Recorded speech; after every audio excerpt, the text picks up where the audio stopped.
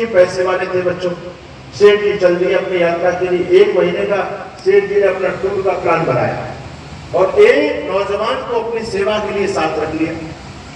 अब सेठ जी जब उस नौजवान को साथ लेकर के चले तो सेठ जी के लोगों ने देखा, अरे सेठ जी आप किस बच्चे को साथ लेकर के जा रहे हो? सेठ जी बोलते क्या बात है?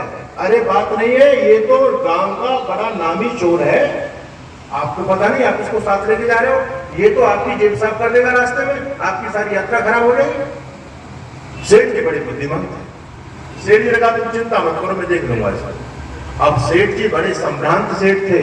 जब यात्रा करने के लिए गए बच्चों तो अपने साथ नोटों की बड़ी बड़ी गड्डी लेके गए, भाई नोटों का तो काम पड़ेगा।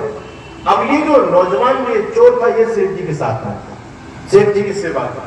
अब सेठ जी सावधान थे, सेठ जी को पता चल गया था ये चोर है, मौका लगते हाथ साफ कर देगा। और उधर को चोर भी सावधान था कि भाई कब मुझे मौका लगे और कब सेठ जी के पैसे ले हाथ लगे, तो दोनों सावधान है। अब क्या होता है, दिन भर तो सेठ जी जागते थे, लेकिन रात को सेठ जी को सोना पड़ता था। तो सेठ जी अब रात को पैसे कहां छुपाए, सेठ जी के सामने बड़ी समस्या, क्योंकि सामने वाला चोर है, अगर इसको पता लग गया तो सारे पैसे साफ कर देगा। अब सेठ जी बहुत समझदार थे, सेठ जी सोचते थे अगर इसके सामने पैसे छिपाऊंगा तो उसको पता चल जाएगा। तो जब ट्रेन से यात्रा कर रहे थे, रेल से, तो रात को जब रेल कहीं रुकती थी स्टेशन पर, तो सेठ जी कहते थे भैया चल रेल रुके, फटाफट पानी लेकर के आ। उसको पानी लेने के भेजते थे और पीछे से पैसा छुपा दिया करते थे। अब सेठ जी आराम से चद्दर तान के बच्चों रात में सोते थे। अब ये जो चोर था साथी, ये सेठ जी के पैसे टटोलता था, देखता था इसको पैसे नहीं मिलते, और सुबह जब सेठ जी को पैसे निकालने होते थे तो उसको फिर बाहर भेज देते थे। ट्रेन जब रुकी तो कहते भैया चल ट्रेन रुकी, चाय देकर क्या, उसको चाय लेने भेजा और सेठ जी पीछे से पैसा निकाला। अब रोज का यही ड्रामा, जब पैसा छिपाए तब बाहर और जब पैसा निकाले तब बाहर। ये चोर बड़ा परेशान, ये रात भर जग करके सेठ जी के सारे झोले जो थे थैले, बच्चों यात्रा पूरी हो गई, सेठ जी की यात्रा पूरी हो गई। जब 1 महीने की यात्रा करके सेठ जी वापस आए, लेकिन उस नौजवान से कहा बेटे तुमको वेतन कितना देना, बताओ तुमको कितना पैसा देना है। वो नौजवान कहता है सेठ जी मुझे पैसा मत दो, मुझे तो एक बात बता। बोले क्या बात? बस सेठ जी ये बताओ कि तुम रात को पैसे कहां छुपाया करते? शायद सेठ जी आपको जानकारी नहीं कि मैं चोर था, लेकिन पहली बार मेरे जीवन में ऐसी घटना घटित हुई है कि मेरा जैसा चोर और इतने बड़े सेठ के साथ गया और उस सेठ जी की जेब साफ नहीं कर पाया। तुम भी मेरे गुरु निकले सेठ जी, मैं तो ये पूछना चाहता हूं कि तुम रात को पैसे कहां छुपाए? सेठ जी ने कहा तुम मेरे रात को पैसे देखता था क्या? बोले सेठ जी आप तो चद्दर तान के सोते रहते थे, मैं तो रात भर तुम्हारे पैसे पूछते रहता। सेठ जी का बेटा कहां तू देखता था पैसे? कहता है सेठ जी जितने तुम्हारे झोले थे ना, झोले समझते हो, थैले, जितने तुम्हारे थैले थे सारे थैले मैंने टटोल लिए, लेकिन पैसे तुझे नहीं मिले। सेठ जी ने कहा पागल, तू केवल मेरे थैलों को टटोलता रह गया, काश तू अपना थैला टटोल लेता तो तुझे पैसे मिल गए होते, क्योंकि मैं जानता था तू मेरे थैला देखेगा। मैं तो रात को सोते समय अपने पैसे तेरे थैले में रख दिया करता। जो दूसरा व्यक्ति दूसरे को देखता है, अपने को तो देखता ही है। तो सेठ जी कहते तूने काश अपना थैला टटोल लिया होता तो तुझे पैसे मिल गए होते, लेकिन बेवकूफ तू मेरे थैले टटोलते रह गया। हमारी भी स्थिति बच्चों यही है, हम भगवान को ढूंढने के लिए, दर्शन करने के लिए कहाँ जा रहे हैं? कोई काशी विश्वनाथ जा रहा है, कोई द्वारका जा रहा है, कोई मथुरा जी जा रहा है, कोई हरिद्वार जी जा रहा है, कोई ऋषिकेश जा रहा है। अरे तुम दूसरी जगह भागते फिर रहे हो, उस परमात्मा को जब अपने अंदर टटोल लोगे तो तुमको परमात्मा मिल जाएगा। परमात्मा अपने मन रूपी मंदिर में रहता है, ठीक है? तो परमात्मा कहाँ रहता है? वो कहाँ रहता है? अरे नहीं नहीं, ये नहीं, परमात्मा सब जगह रहता है, लेकिन मिलता कहाँ है? अब कहो मन मंदिर में रहता परमात्मा सब जगह है, लेकिन मिलेगा कहाँ? मन मंदिर में। उसका बनाया हुआ मंदिर आपके अंदर है, इसलिए कहीं बार खोजने की आवश्यकता नहीं। अच्छा बच्चों बताओ, तो परमात्मा, अच्छा परमात्मा एक है अनेक? बोलो अनेक, एक या कितने बच्चे ऐसे जो कहते हैं परमात्मा अनेक है? परमात्मा एक ही है, बिल्कुल। आप हाँ बेटा तुम कह रहे हो, बताओ कितने परमात्मा है? एक ही है ना? हाँ ठीक, सुन नहीं पाए। अगर परमात्मा अनेक होंगे तो दुनिया नहीं चलेगी भाई, उनमें आपस में झगड़ा हो जाएगा। मान लो आपके पास एक गाड़ी है और एक गाड़ी के 10 ड्राइवर हो, तो एक से कह लो भैया तुम तो लगाना गियर और तुम संभालना स्टीयरिंग और तुम लगाना क्लच और तुम लगाना ब्रेक। बोलो 6-7 लोग मिलकर के एक साथ गाड़ी चला सकते हैं क्या? अरे गाड़ी का एक्सीडेंट हो जाएगा। उसी प्रकार से परमात्मा ही अकेला है जो उस पूरे ब्रह्मांड को चलाता है, पूरे संसार को चलाता है। वेद कहता है ऐसा एक वो परमात्मा एक है, वो 2-4-6 भगवान नहीं है दुनिया में, परमात्मा एक ही है ना। और विशेष बात ये है परमात्मा एक है बच्चों। आप भी जब मंदिर में जाते हो आरती बोलते हो तुम हो एक अगोचर बोलते हो। और हमारे यहाँ जितने संत महापुरुष आए सबने कहा कि परमात्मा एक ही है, परामर्श किया तो भगवान एक है, ठीक है ना।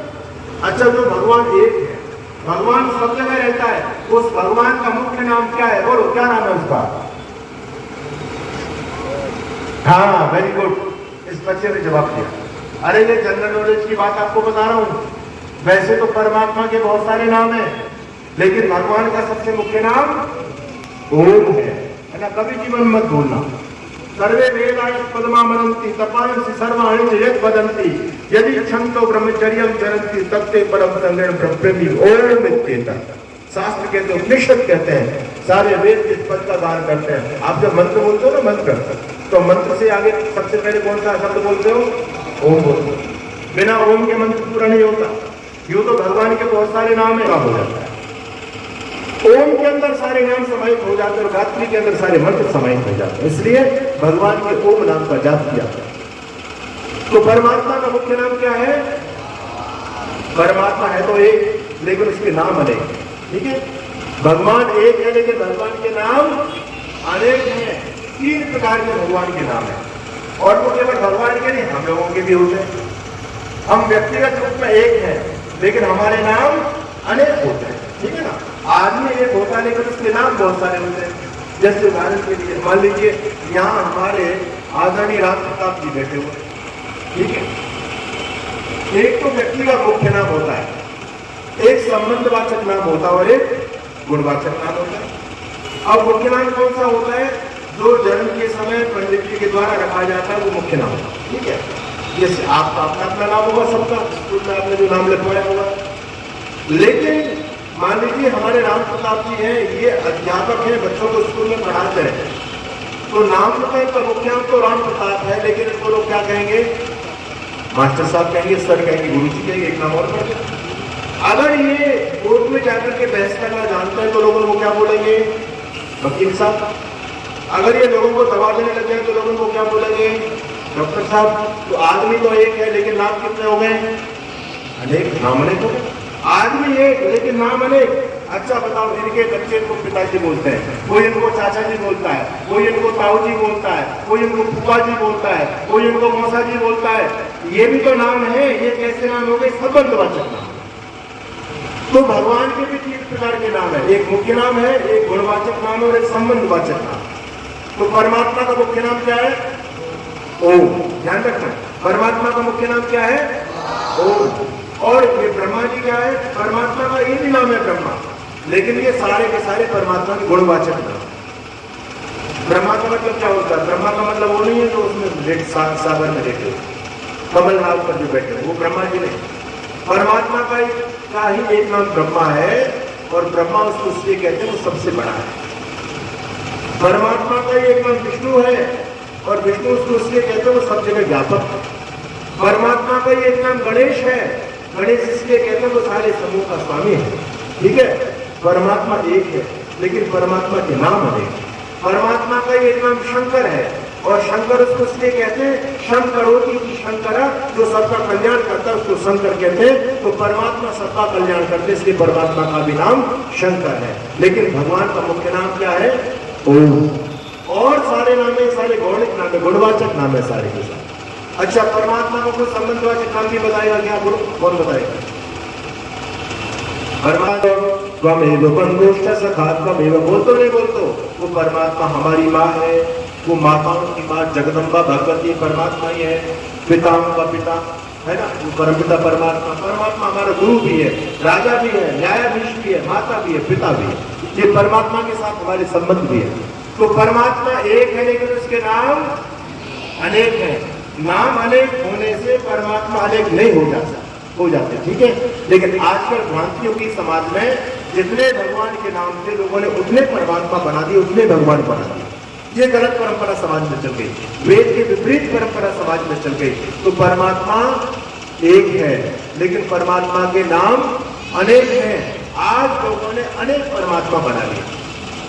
अच्छा, परमात्मा एक है तो आपके जो दरबारा में मंदिर है बच्चों, इन मंदिरों के अंदर क्या एक ही परमात्मा की मूर्ति है, अलग अलग भगवानों की मूर्ति है? बोलो, अलग अलग। जब आप कहते हो एक ही है परमात्मा, तो एक ही, सारे मंदिरों में एक ही मूर्ति मिलनी चाहिए, लेकिन अलग अलग है। इसका मतलब लोगों ने भगवान के नाम के आधार पर अलग अलग भगवान बना दिए और उनकी मूर्तियां बना दी। समझने वाली बात है, बड़ी विशेष बात है। आज इंसान ने भगवान को बना दिया, अपने हिसाब से बना दिया भगवान, लेकिन ये गलत बात है। देखो, दो गुरु जी के दो शिष्य। अच्छा, हमारे हिंदू समाज में इतने सारे भगवान हैं। अच्छा, कितने भगवान हैं? आप कहते हो भगवान एक है, लेकिन मंदिरों को गिरो, अलग अलग, ब्रह्मा जी, विष्णु जी, गणेश जी, शिव जी, पता नहीं कितने कितने नाम, और देवता कितने, भगवान कितने अपने? 33 करोड़। 33 करोड़। एक व्यक्ति कहता है 33 करोड़